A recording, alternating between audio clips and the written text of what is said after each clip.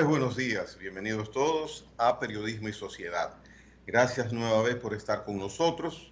Hoy es miércoles 9 de junio del año 2021.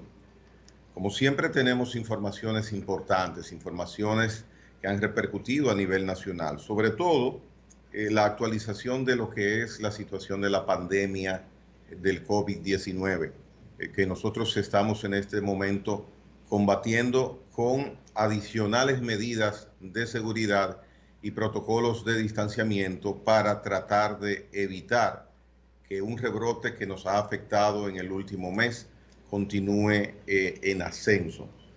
Esto se ha demostrado y se manifiesta claramente en la cantidad de camas, en la cantidad de camas ocupadas por personas afectadas de COVID-19, así como también en la cantidad de personas que lamentablemente están necesitando de ventiladores para poder respirar.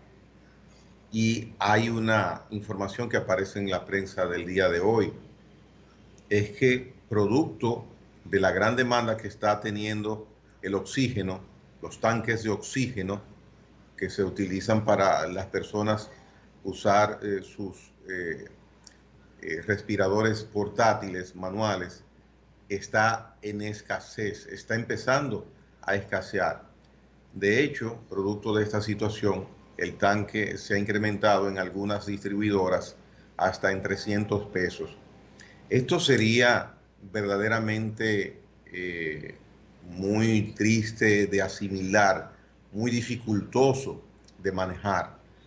Una persona en una situación afectada por el COVID, la mayoría de los casos, las manifestaciones de síntomas se reflejan en la afectación de los pulmones de las personas. Entonces, ¿qué sucede? Al producirse esta situación, la persona por sí misma se le hace dificultoso respirar. Y entonces ahí es que viene la utilización de que le coloquen un reservorio en su boca, en su nariz, y a través de un tanque de oxígeno, pues se normaliza el ejercicio de que los pulmones reciban el oxígeno necesario para poder funcionar sin inconvenientes. Si hay escasez de oxígeno, la situación se complica, sobre todo para personas que tienen sus enfermos, sus convalecientes, personas en recuperación ya en sus casas. Me imagino que en algún momento usted ha visto unos camioncitos que se detienen en los edificios de apartamentos y descargan tanques de oxígeno. Es que ahí hay una persona o dos personas que necesitan ese componente para lo que ya les expliqué. En los hospitales y en las clínicas la situación está hasta ahora controlada, por suerte, porque ellos tienen suministros que les permiten manejarse con cierta facilidad. Pero si esta escasez que anuncia hoy la prensa persiste, eh, podría trasladarse a los centros hospitalarios. Esperemos que esto se resuelva. Es una situación mundial, el incremento en la demanda del oxígeno. Aquí, por ejemplo, se ha disparado en un 70% más la demanda. Si aquí se utilizaban 100.000 tanques de oxígeno al mes, ahora se están usando casi 200.000. Entonces, esperemos que esta situación se normalice. Entonces, en cuanto a las estadísticas del COVID, aquí en República Dominicana, en el día de ayer, el boletín indicaba que al reporte número 446 había una ocupación del 50% de las camas COVID disponibles en el país, mientras que las camas UCI, o sea, las camas de personas que están en cuidados intensivos, la ocupación llegaba ya al 74%. Había en el día de ayer 441 personas en esta situación, con ventiladores, que es la parte más neurálgica, la parte más delicada en una persona que ha sido contagiada por el virus. En ventiladores había un 66% de los disponibles que estaban, de los hábiles, un 66% estaban ocupados. Estamos hablando de que 323 personas al día de ayer estaban siendo asistidas artificialmente por ventilador para poder respirar. Así que, señores, como siempre les decimos acá en Periodismo y Sociedad, continuemos con el distanciamiento, no se olvide del distanciamiento. Cuando usted vaya a entrar a un ascensor, si usted nota que hay más personas de las adecuadas, espere que suba y baje el ascensor. No se introduzca ni que lo inviten. Y, por supuesto, use su mascarilla en todo momento, aun sea en presencia de amigos o familiares que no vivan con usted. Luego de esta panorámica general sobre las estadísticas del COVID en la República Dominicana en el día de ayer, paso a dar la bienvenida a Henry Ebral. Henry Ebrard, como ustedes conocen, es analista financiero. En el día de ayer veíamos que él daba a conocer su informe número 2 sobre el estado de la deuda pública en República Dominicana, la deuda pública consolidada que daba a conocer. Me llamó bastante la atención porque, señores, nuestra deuda es como la señal de continúa ascendiendo. Justificaciones para que esto suceda es posible, pero eso lo vamos a conocer por parte de Henry. Buenos días, ¿cómo estás? Buenos días, Gregory, ¿cómo está todo? Espero que se escuche bien. Yo la imagen muy nítida, la plataforma de Skype que no es de la más usada, es para mí a nivel de calidad de imagen especialmente es una de las mejores. Bien, precisamente cuando mencionaba de tu informe al mes de abril, ¿correcto? Correcto, De la sí. deuda pública consolidada. Como tenemos un público que le gusta asimilar todo lo que se le informa por acá, en lenguaje sencillo, ¿qué es deuda pública consolidada? Bueno, mira, no es más que la suma de todas las deudas que correspondan al Estado, para hacerlo muy rápido. Básicamente hay dos cifras para la deuda. Hay una que es la más pequeña de las dos, que se llama la deuda del sector público no financiero, que es prácticamente la deuda del gobierno central a la exclusión, para hacerlo sencillo, de las deudas del Banco Central, en esencia, todo este stock de certificados que se han ido emitiendo desde la crisis bancaria. Entonces, la deuda pública consolidada, que es la más grande de las dos cifras de la deuda, es la deuda del sector público no financiero, gobierno central, más la deuda básicamente del Banco Central. Ambas cifras son importantes, claro.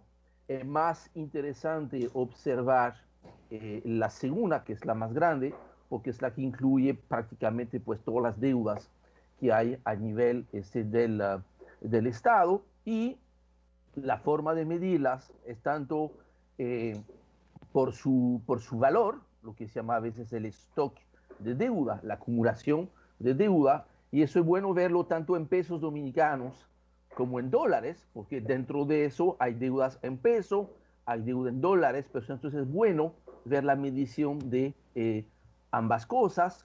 Y por supuesto, la otra forma también de medirla, y es lo que permite compararla en el tiempo con la deuda de República Dominicana, pero también de poder comparar esta deuda con la deuda de otros países, es en comparación con el peso, con el tamaño de la economía medido a través del PIB. Por eso que a veces tú oyes que se habla de que la deuda representa X% del PIB. Entonces, esto es la otra forma de medir, que es de ver cuánto representa la deuda sobre el total de la economía. Finalmente, hay una medida que para mí es la más probablemente pertinente en el caso de una economía como la economía dominicana, que es comparar el costo del servicio de esta deuda, o sea, cuánto tú tienes que pagar de intereses, pero también de reembolso de capital, y comparar esto entonces con no tanto el PIB,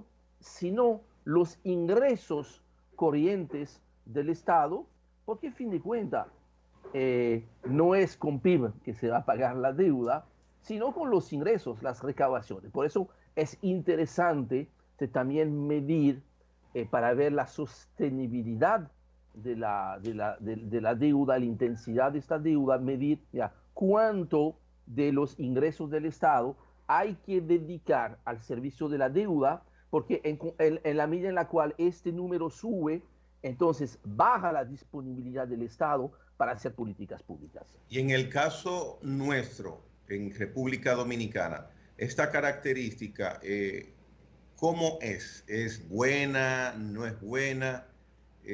¿Cuál es el porcentaje o el comportamiento en ese renglón que tanta importancia le das para determinar si este tipo de endeudamiento afecta o no a una economía? Cómo no, mira, para esto es interesante también ver la perspectiva en el tiempo y ver si cuál es lo que es un nivel adecuado de acuerdo a la literatura. Por supuesto, hay que tomar en cuenta, y esto que yo explico en el informe, esto que me ha animado a hacer ahora este informe mensualmente, cada vez que la Dirección General de Crédito Público, que es una entidad perteneciente al Ministerio de Hacienda, mensualmente publica todos los datos que permite hacer este tipo de informe, pues entonces... O sea que tu análisis y evaluación del comportamiento de la deuda pública consolidada, tú lo haces basado en los números estrictamente oficiales. Es correcto, mira, quizás siendo estrictamente correcto, la única cifra que uno pudiese decir, bueno, si no es exactamente la misma de la cifra oficial, es el número del Producto Interno Bruto que se está utilizando. Me explico. Típicamente los informes oficiales de la Dirección General de Crédito Público utilizan un valor del Producto Interno Bruto que es la proyección que hay para el final del año, o sea, para el final de diciembre. Yo considero, siendo muy estricto y utilizando quizá más bien la metodología del sector privado, decir, no, mira, yo quiero comparar la deuda de hoy con el tamaño de la economía a hoy. Para eso, entonces, lo que hacemos es que utilizamos los datos del Banco Central, que ya ha publicado hasta abril, y eso nos permite calcular cuánto mide el Producto Interno Bruto en los últimos 12 meses a abril del 2021. Eso es lo que nos sirve para hacer, para hacer la cifra. Pero nuevamente, no son cifras inventadas, son cifras que provienen de fuentes oficiales. Entonces, ¿qué nos dice esta relación? ¿Cuánto cuesta el servicio de la deuda como porcentaje de los ingresos? Entonces, hay dos formas de verlo. Vamos a compararnos con qué dicen los libros de texto y qué dice la evolución de la República Dominicana. Mira, los libros de texto te dicen que en un mundo ideal, que definitivamente no es en el mundo en el cual estamos viviendo, especialmente a salida por causa de la crisis del COVID, que ha provocado un incremento fuerte, ¿no?, de la deuda y del servicio de la deuda, te dice que, mira, lo ideal es que tú no dediques más del 30% de tus ingresos corrientes para el servicio de la deuda. Y fíjate que la gente que nos escucha dice, oye, pero suena lógico, porque prácticamente la misma cifra que cualquier banco utiliza cuando uno va a buscar un préstamo. A ver, oye, mira, cuáles son tus ingresos, cuáles son las otras deudas que tú tienes, y va a ver, mira, cuánto para ti va a representar el servicio de la deuda, el reembolso que tienes que hacer mensualmente al banco, o sea, para la compra de una casa o de un vehículo, y si te pasa del 30%, te dice, mire, señor, tiene que volver con un expediente que sea un poquito mejor, porque usted no va a calificar. Entonces, pasa lo mismo, claro, un poquito más complejo en el caso de un Estado, pero por eso este 30%. Es importante porque quiere decir que entonces una economía que dedica el 30% de sus ingresos generales para el servicio de la deuda, quiere decir que entonces solamente el 70% de los ingresos están disponibles para hacer inversión en educación, inversión en salud, inversión en infraestructura. Entonces, en el caso de la República Dominicana, históricamente, la República Dominicana estuvo debajo de este nivel del 30% de los ingresos hasta el año 2009. ¿Por qué? Porque había un crecimiento alto y teníamos años con déficit que era prácticamente cero. Eran años sin déficit. A partir del 2009 y especialmente por la crisis mundial que se dio, todo el mundo recordará hace 12, 13 años atrás, empieza allá a subir más la deuda dominicana y en la actualidad, si vemos las cifras del presupuesto 2021, se está dedicando se proyecta dedicar el 44% de los ingresos del Estado para el servicio de la deuda. Y un buen ejemplo de eso es cuánto tenemos que dedicar al pago de los intereses. Entonces, Henry, Sí. un paréntesis, pero entonces el endeudarse no va directamente proporcional a que la economía se puede dañar como normalmente uno piensa. ¿Por qué? Porque nuestro crecimiento en los últimos lustros ha sido de más de un 6, un 7, un 8. Y si cuando teníamos 29, 25% de nuestros ingresos comprometidos para deuda, también crecíamos y seguimos creciendo teniendo un 45, entonces la deuda aparentemente no Sí. nos daña mucho. No, y efectivamente ayuda, en lo cual es una dimensión importante, lo que tú dijiste, tener crecimiento. El crecimiento es fundamental porque es lo que permite generar los pesos a futuro que van a permitir amortizar y pagar esos intereses. Lo mismo que en la casa de uno o en una empresa que tú haces una inversión, lógicamente tú te vas a endeudar para esto, esperando que eso te permita crecer tus ingresos, crecer el tamaño de tu negocio y que naturalmente con este crecimiento te va a ser muy fácil repagar la deuda. Eso es lo que pasa con el Estado. Entonces, este año, con un presupuesto que dedica el 44% de los ingresos al reembolso de la deuda, quiere decir que para el simple pago de los intereses, y eso nos va a dar una buena ilustración de por qué va a ser necesario a partir del 2022 hacer esta reforma, es que en el año 2021 se proyecta dedicar un poco más de 180.000 millones de pesos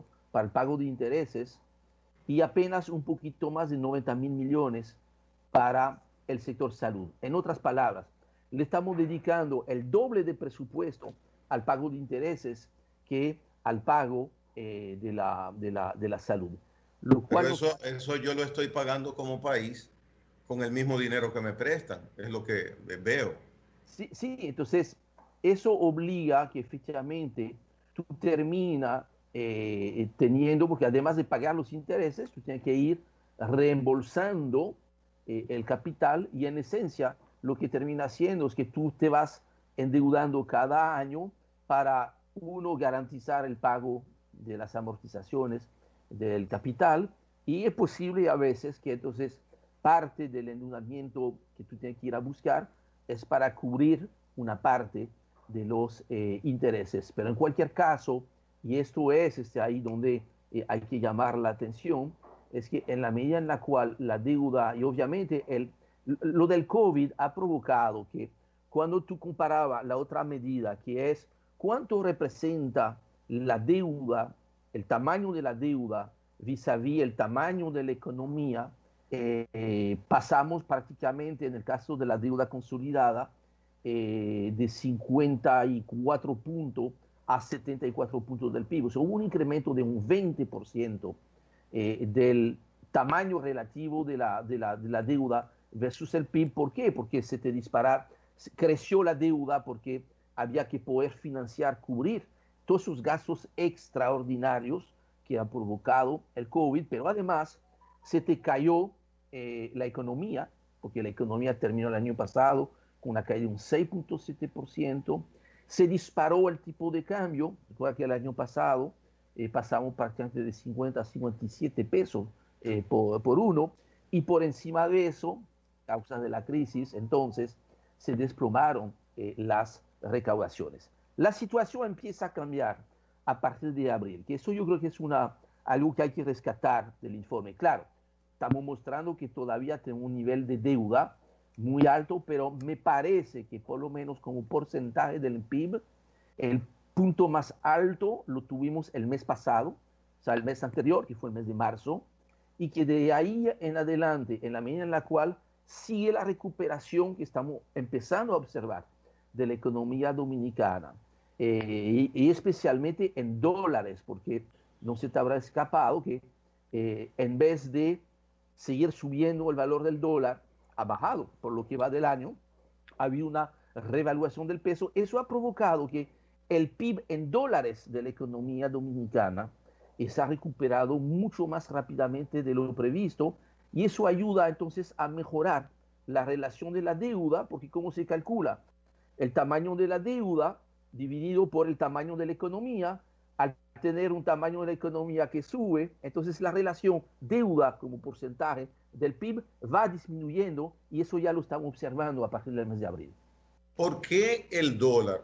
Usualmente yo recibo envíos desde Estados Unidos, ¿Sí? y cuando decido cambiar esos dólares a pesos, he notado que en los últimos 2 meses la tasa ha permanecido estable, Sí. no se incrementa, y normalmente uno siente que va subiendo poquito a poquito. Tú hablas ahora de una revaluación, o sea, de que nuestro peso cuesta más, o sea, tiene mayor valor. ¿A qué se debe? Porque resulta no normal si nuestro peso No. siempre va en picada. Sí, esto es una relación es una explicación que hay que buscar, no tanto, bueno, un poco del lado del peso, pero también especialmente del lado del dólar. ¿Qué pasa? Que producto de la misma crisis en Estados Unidos, ellos son los dueños de la imprenta, donde se hacen los dólares. Entonces, ¿qué ha hecho Estados Unidos? Tanto Donald Trump como ahora Joe Biden ha hecho exactamente lo mismo, que es 24/7, impresión full chola, muchos dólares, muchas papeletas, distribuir este dinero en la calle. Eso te explica en gran medida el enorme crecimiento de las remesas hacia República Dominicana, que gran parte de estas remesas son producto precisamente, ¿no?, de esas ayudas federales que han recibido muchos dominicanos en Estados Unidos. Pues lógicamente, cuando tú imprimes mucha papeleta, y más que lo que te dice el crecimiento del valor de la economía, lógicamente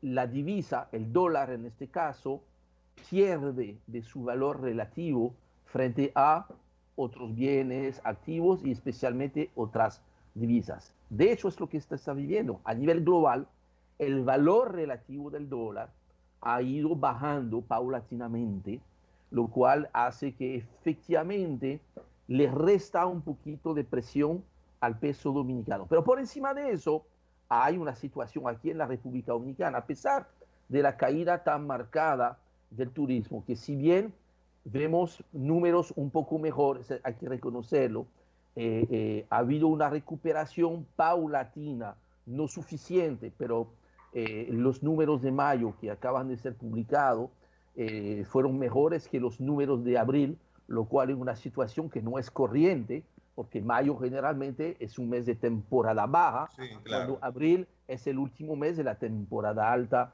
de invierno. Entonces, ha habido una sobreabundancia de dólares en el mercado local, en gran parte por las remesas, en gran parte por las emisiones de bonos soberanos que tuvimos recuerda que en septiembre del año pasado el nuevo gobierno hizo una emisión de bonos soberanos por unos 3.800 millones de dólares, y una parte de este dinero a final del año no se había podido gastar. Por encima de eso, en enero, yo creo que de manera inteligente, República Dominicana fue el primer país del continente al salir a los mercados internacionales y logró ya asegurar la emisión de 2.500 millones de dólares, que era el monto que se esperaba para este año. O sea que ¿Qué cantidad? 2.500 millones de dólares Esa en bonos soberanos, correcto. en bonos soberanos, que estaba previsto en el presupuesto para el año completo. Ahí lo que se ha hecho, asegurar ya este dinero, que era inteligente porque todavía en enero había muchas incertidumbres sobre qué iba a pasar en el 2021. Entonces, producto de la... Perdóname, Henry, en tu informe, Uh -huh. tú catalogas como una acción muy positiva por parte de las autoridades financieras dominicanas esa emisión de 2.500 millones de dólares en bonos soberanos. Sin embargo, hay un detalle que me gustaría tú nos aclares a los que no dominamos estos lenguajes, pero que sí vemos que los precios suben, que la situación está difícil todavía, y es en el sentido de que en esta situación de lograr empréstitos y también esa emisión de bonos soberanos, el gobierno ha recibido una cantidad determinada de cientos de millones de dólares que no han sabido o no han podido o no ha sido necesario utilizarlos y que fue una mala negociación. ¿Qué es lo que ha sucedido en ese aspecto y si tiene que ver algo con los 2.500 millones de dólares en bonos soberanos? No, no, está claro que esos 2.500 millones de dólares, gran parte de ellos están todavía disponibles. O sea, entonces, claro, tú pudieras decir, y yo he visto a algunos analistas decirlo, pero ¿por qué tú te has endeudado si este dinero no lo estás usando? Entonces, pues, tú estás pagando intereses sobre un dinero que está durmiendo.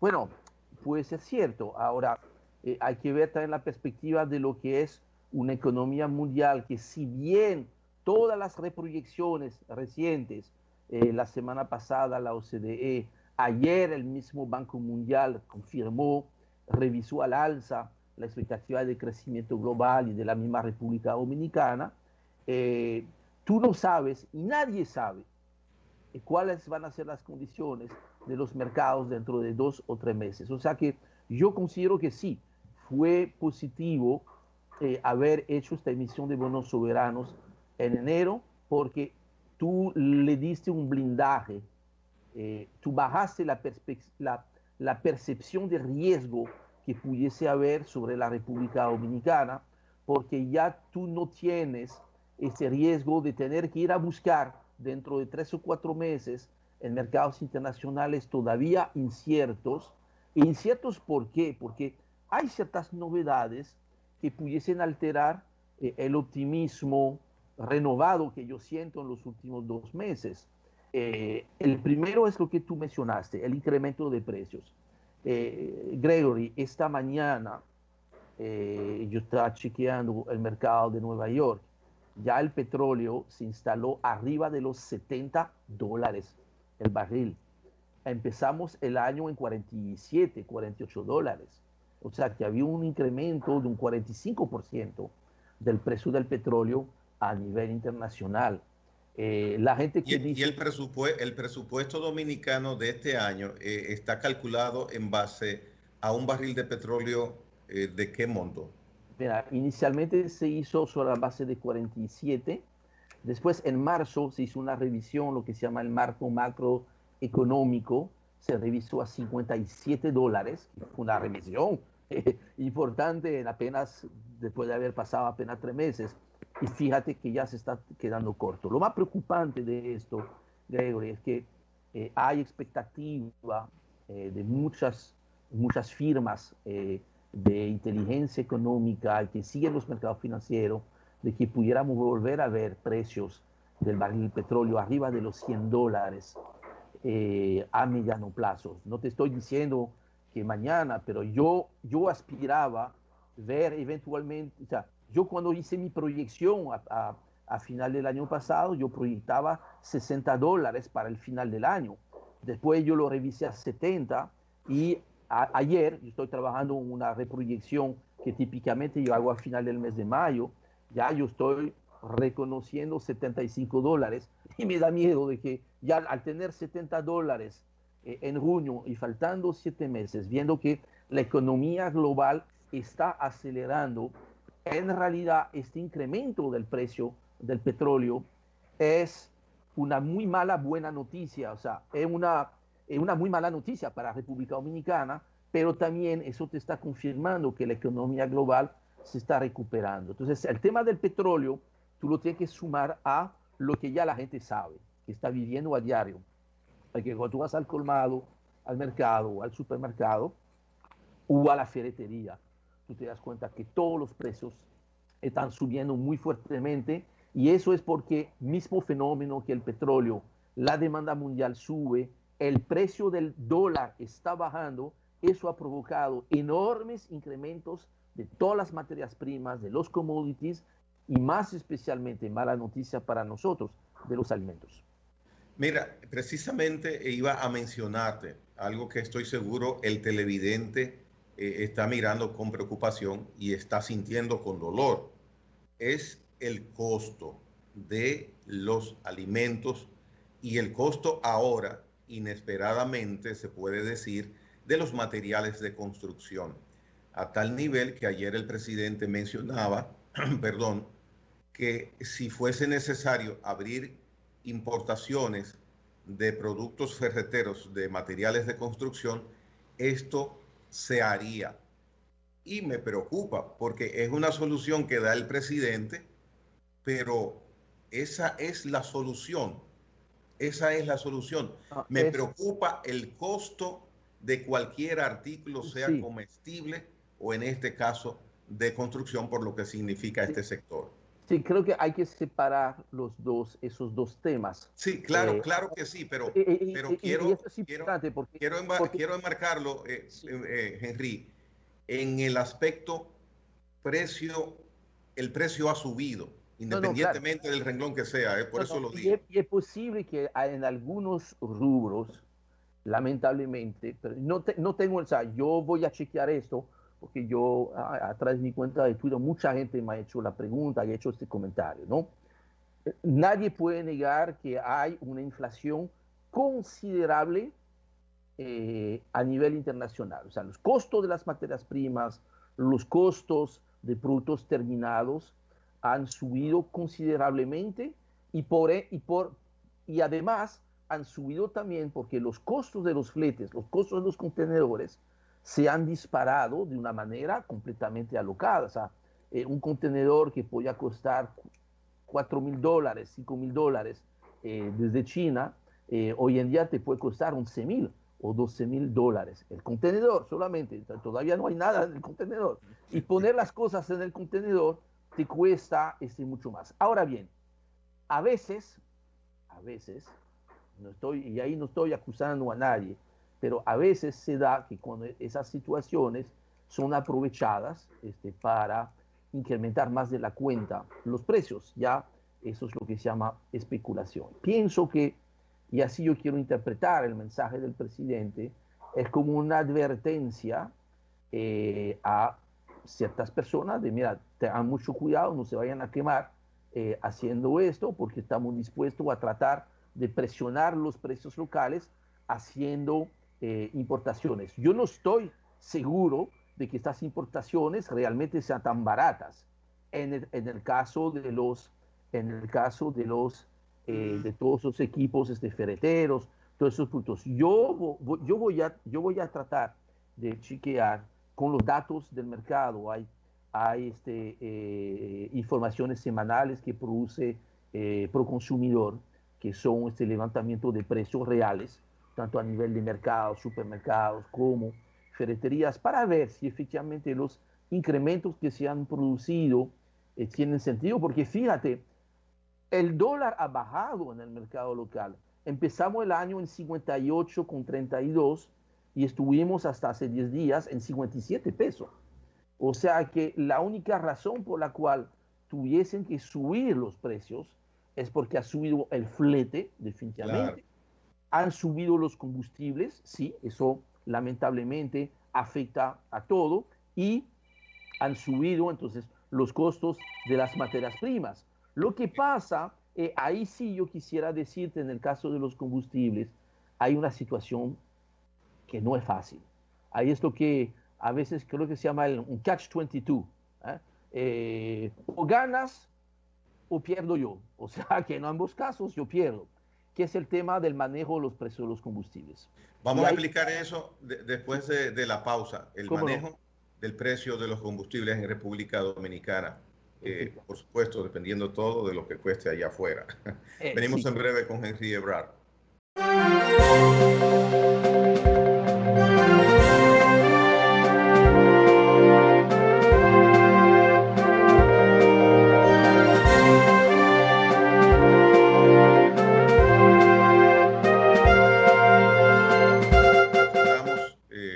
A la transmisión normal.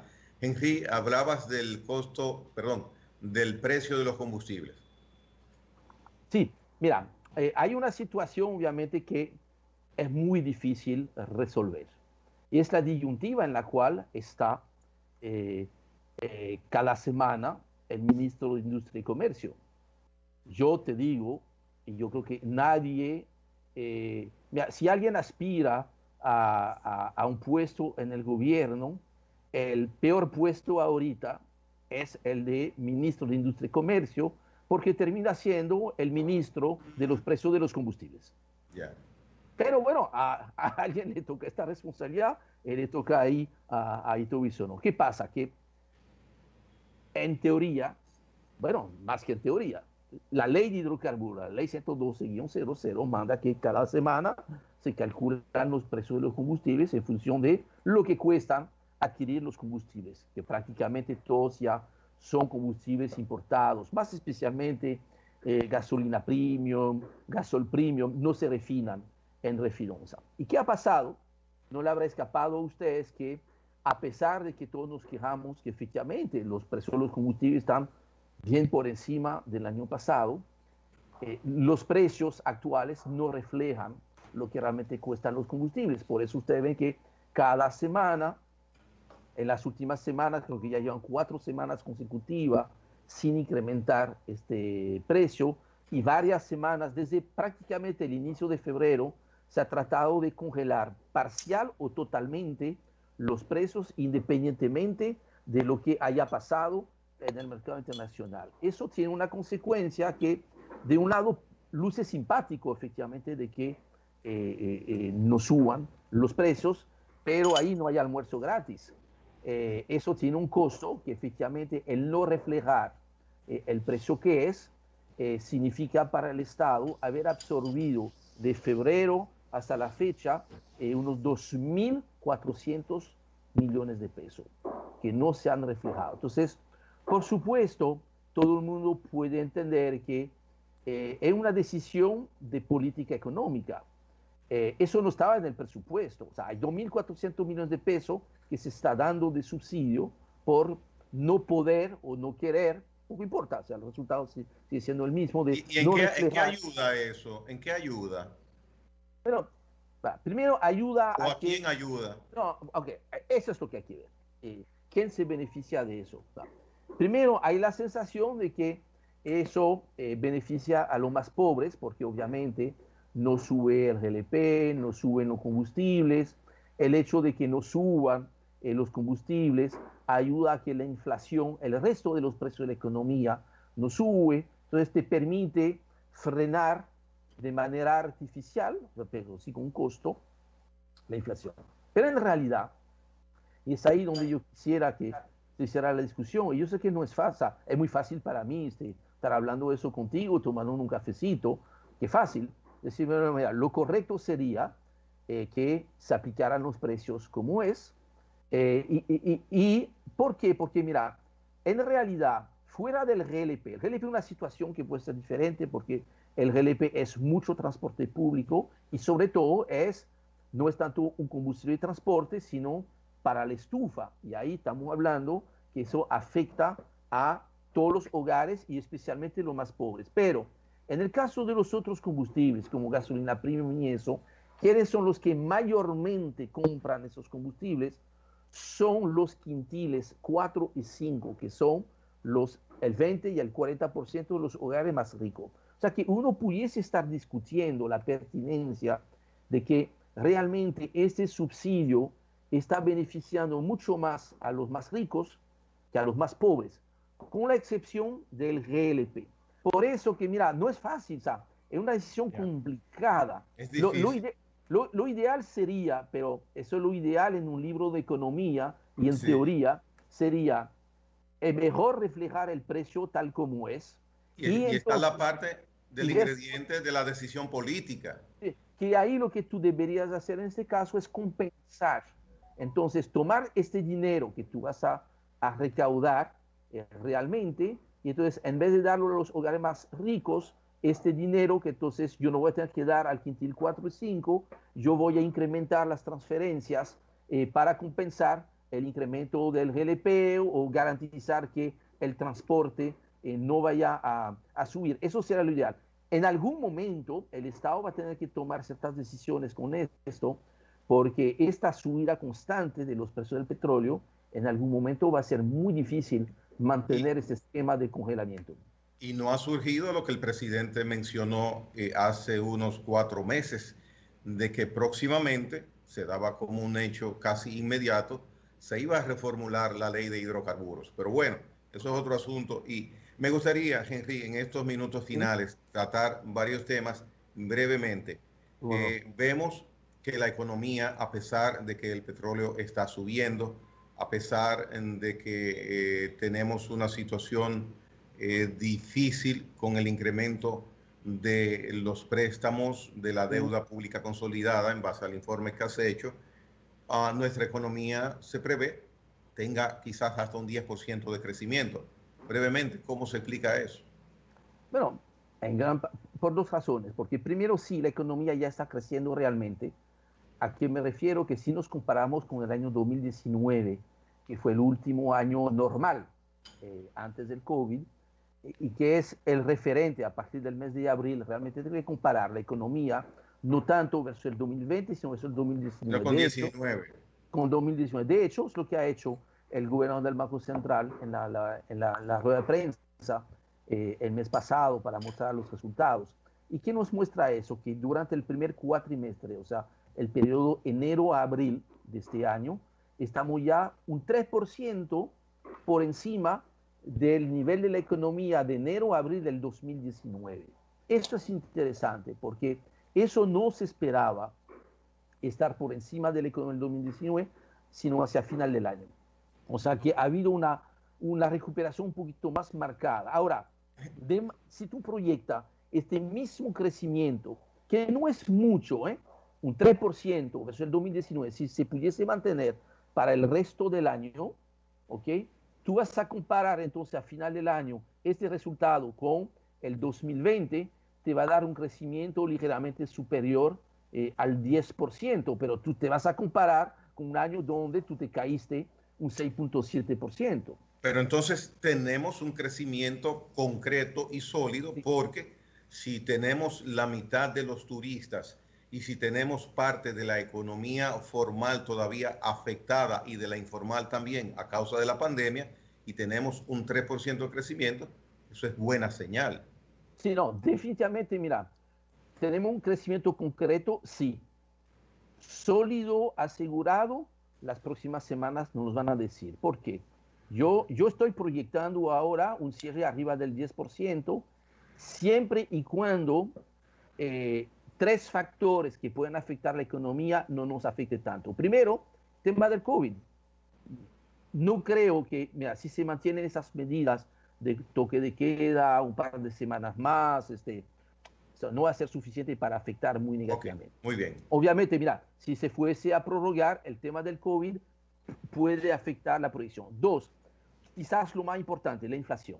Yo creo que esto pudiese afectar porque efectivamente, mira, te afecta a la construcción si suben mucho los precios de los insumos y la subida de los precios de los alimentos hace que la gente lamentablemente tenga que usar y comprar menos. Y finalmente, hay un tercer riesgo, es que ya estamos en la primera semana de la temporada ciclónica. Y cada Oh, año sí. la temporada ciclónica es un riesgo. Mira, si no pasa nada extraordinario en esos tres frentes, entonces, a pesar de que no vamos a tener todavía un turismo recuperado, vamos a tener entonces un año con un crecimiento aparentemente súper extraordinario, porque no vamos a comparar con 2020, pero un crecimiento ya positivo, razonable, versus el 2019, que es un crecimiento en torno al 3%, que ya es una muy buena noticia.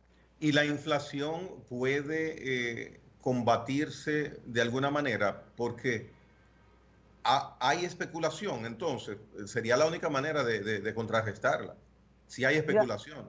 tú sabes que, por ejemplo, en el caso de los materiales, había una situación que en algún momento, o sea, yo he escuchado ingenieros, arquitectos conversar conmigo, decirme que mira, el problema que tienen ahora que no hay escasez, no se consigue pintura, que falta eso. Entonces, cuando se produce eso, es posible que efectivamente, mira, eso es un factor adicional para que crezcan los precios. Ahí, en el caso de los alimentos, sería muy importante trabajar con la agricultura para asegurar suficiente producción para el segundo semestre, porque mira, los dos elementos principales para la inflación en República Dominicana, los dos grupos principales, es el tema transporte y combustible, y ahí no lo controlamos, y ahí va a ser difícil mantener más congelado los precios. Lo otro es el tema de los alimentos. Por dicha, gran parte de los alimentos que producimos se producen localmente. Sin embargo, tú tomas el pollo, que es uno de los tres rubros principales de la alimentación dominicana. Pollo, arroz y cerveza son los tres rubros. Pero nuestra producción de mejoría es un ciclo, que te digo, de deseos solamente. Cuando se está en la oposición, esa producción está en el suelo, nosotros la vamos a duplicar, la vamos a triplicar y continúa la situación, crecimiento normal.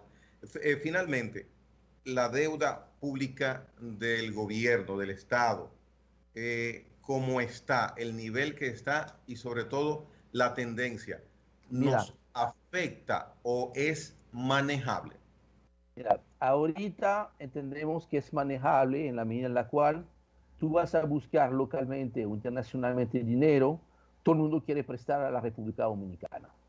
Esa es una buena noticia. Y República Ya. Dominicana ha salido con notas buenas de todo lo que ha sido el Y manejo estamos de la haciendo crisis. Pero, negociaciones, estamos haciendo negociaciones buenas, no es caro, muy caro el dinero que bueno, conseguimos. que por eso que se están haciendo negociaciones, eso hay que aplaudirlo. Hubo un primer caso en diciembre del año pasado, que se hicieron algunas renegociaciones de papeles en dólares, que tuvieron como consecuencia, para explicar, en el mes de mayo normalmente se iba a tener que hacer un pago de 500 millones de dólares de reembolso de bono, y eso se ha logrado postergar a otros años. Eso ha aliviado la carga. Ahorita se está haciendo, yo creo que se está cumpliendo, se está cerrando esta semana una negociación con deuda local, con bonos de Hacienda. ¿Por qué? Porque eran bonos, yo estuve chequeando la publicación, con tasas de intereses altísimas, 16, 17%, y la idea entonces es lograr sustituir esos papeles con porcentaje más bajo. Eso ayudaría. Yo creo que eso es parte de las cosas que mientras se haga una reforma fiscal, eso permite ayudar a reprogramar algunas cosas, bajar el costo de la deuda. Eso obviamente es positivo, y eso puede ser inclusive como un ensayo para que parte de esta gran reforma fiscal del 2022 se pueda hacer más de este lado, ¿no? De la reorganización de las deudas. Supuestamente en 2022, Sí, porque era en 2021, 2020, 19, 18. pero Gregory, para que sea en el 2022, hay que empezar a discutir esos temas ahorita mismo. Bien. Gracias, Henry, por estar con nosotros. No, no, Ya aquí, nos veremos pronto a través de esta vía. Que con estés mucho, bien, cuídate y nada de acercamiento con personas que no vivan en tu casa. así mismo, o sea, aquí guarda, Ok. y especialmente mira que la gente vacunada no pierda los restos importantes.